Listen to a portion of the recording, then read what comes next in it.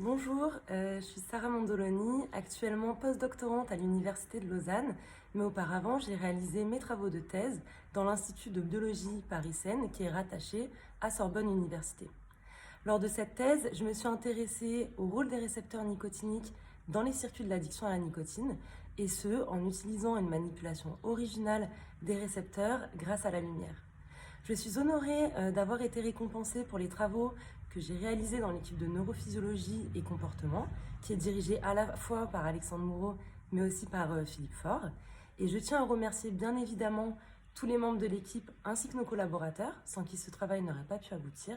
Et je remercie la Société des neurosciences françaises pour m'avoir décerné ce prix de thèse.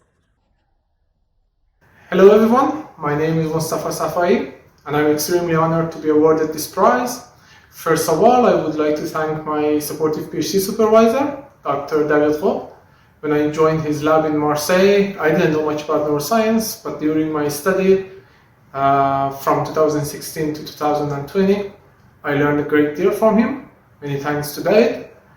My PhD thesis, which is entitled Embodied Timing and the Contribution of the Dorsal Striatum, would not have been possible without the input from my amazing teammates and every other colleague at InMed.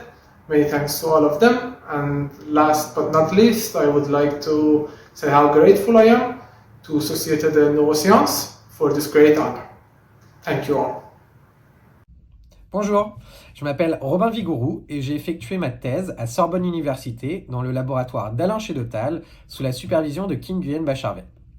Mes travaux de thèse avaient pour but de comprendre la diversité des projections visuelles chez les vertébrés.